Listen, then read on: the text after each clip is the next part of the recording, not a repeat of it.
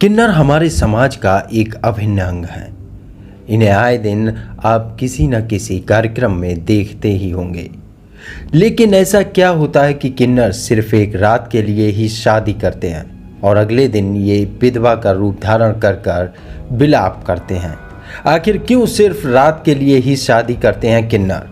धरती पर स्त्री और पुरुष से हटकर भी एक प्रजाति होती है जिसे किन्नर कहा जाता है। आप लोगों ने अक्सर इन्हें शादी विवाह, बच्चों के जन्म आदि मौक़ों पर शिरकत करते हुए देखा होगा, आशीर्वाद देते हुए देखा होगा।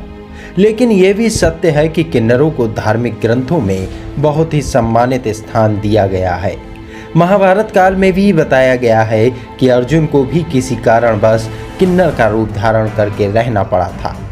लोगों का मानना है कि किन्नर कभी शादी नहीं करते, लेकिन ऐसा नहीं है। किन्नर केवल एक रात के लिए अपने भगवान से विवाह करते हैं, उसके अगले दिन ये खुद को विधवा कर लेते हैं। इनके भगवान हैं अर्जुन और नागकन्या उलूपी के संतान इरावन और अरावन। इनकी विशेष शादी के दिन पुजारी ही इनको मंगलसूत्र पहनाते हैं। किन्नरों को विवाह उत्सव देखने के लिए आपको तमिलनाडु जाना होगा। यहाँ तमिल नववर्ष की पहली पूर्णमासी को किन्नरों के विवाह का उत्सव शुरू होकर 18 दिन तक चलता है। 17वें दिन ये अपने भगवान इरावन के साथ ब्याह रचाते हैं और अगले दिन सारा श्रृंगार उतार कर विधवा की भांति विलाप करते हैं। विवाह के बाद जश्न मनाया जाता है और इसके बाद इनके भगवान इरावन को पूरे शहर में घुमाया जाता है। फिर इनकी मूर्ति तोड़ दी जाती है। इसके साथ ही किन्नर अपना श्रृंगार उतार कर एक विधवा की तरह विलाप करने लगते हैं। महाभारत के युद्ध के दौरान पांडव ने काली माँ की पूजा की, जिसमें एक राजकुमार की बलि देनी थी, मगर कोई तैयार नहीं हुआ सिवाय इरावन के। अब सवाल ये उठता है कि ऐसे राजकुमार से कौन शादी करता जिसको अगले दिन ही मरना है।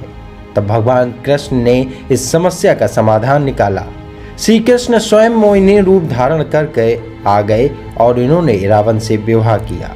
अगले दिन सुबह इरावन की बलि दे दी गई और श्री कृष्ण ने विधवा बनकर विलाप किया। इस घटना को याद करके ही किन्नर एक दिन के लिए विवाह करते हैं और अगले दिन विधवा हो जाते हैं। आपको यह हमारी स्टोरी कैसी लगी हमें कमेंट करके बताएं। साथ ही हमारे चैनल को सब्सक्राइब करना बिल्कुल भी ना भूलें।